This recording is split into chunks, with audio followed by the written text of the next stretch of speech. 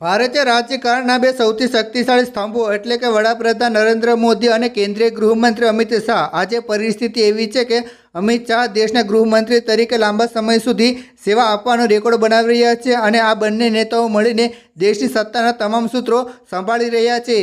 પરંતુ રાજકારણના ભવ્ય માહોલની પાછળ એક એવો ઇતિહાસ પણ છુપાયેલો છે જે જાણીને તમે પણ ચોંકી જશો.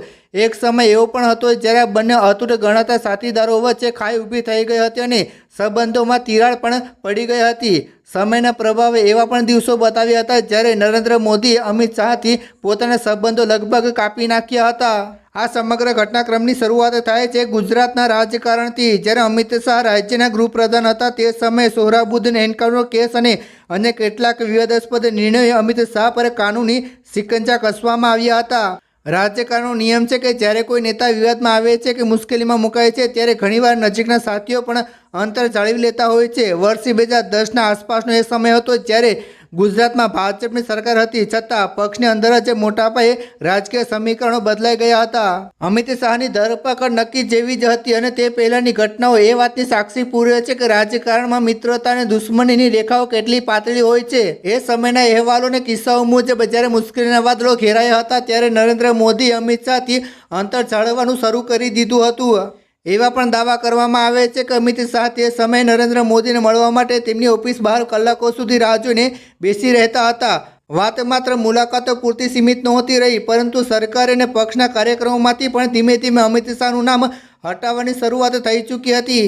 વર્ષ 2010માં ગોધરા ખાતે યોજાનાર ગરીબ કલ્યાણ મેળાની સરકાર આમંત્રણ પત્રિકામાં મૂળ અમિત શાહનું નામ ઉદ્ઘાટન તરીકે છપાયેલું હતું પરંતુ તેમની ધરપકડના એંધાણ અને સંભવિત વિવાદને કારણે છેલ્લી ઘડીએ તેમનું નામ પત્રિકામાંથી કમી કરી દેવામાં આવ્યું હતું અને તે કાર્યક્રમમાં નરેન્દ્ર મોદી જાતે પહોંચ્યા હતા. આ જ પ્રકારની પરિસ્થિતિ રક્ષા શક્તિ યુનિવર્સિટીના ઉદ્ઘાટન અને અમદાવાદની પ્રખ્યાત રથયાત્રા દરમિયાન પણ જોવા મળી હતી. 13 જુલાઈ 2010ના રોજ નીકળેલી રથયાત્રા અમિત શાહ માત્ર પ્રારંભિક વિધિ કરીને તાત્કાલિક ત્યાંથી નીકળી ગયા હતા જેથી નરેન્દ્ર મોદી સાથે કોઈ જાહેરમાં ફોટો ન આવે અને કોઈ રાજકીય સંદેશ ન આવે તેની પૂરતી કાળજી રાખવામાં આવી હતી.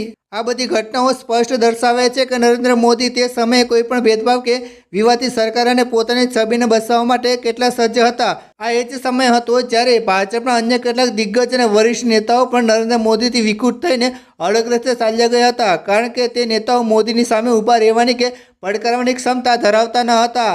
આખરે સીબીઆઈ દ્વારા અમિત શાહની ધરપકડ કરવામાં આવી અને તેમને જેલમાં જવાનો વારો આવ્યો. ખાનપુર સ્થિત ભાજપની રાજ્ય કચેરી ખાતે એક છેલ્લી વખત પત્રકાર પરિષદને યોજીને અમિત શાહ ગાંધીનગર સીબીઆઈ સમક્ષ હાજર થયા હતા અને ત્યારબાદ તેમને કાનૂની પ્રક્રિયાનો લાંબો સામનો કરવો પડ્યો હતો.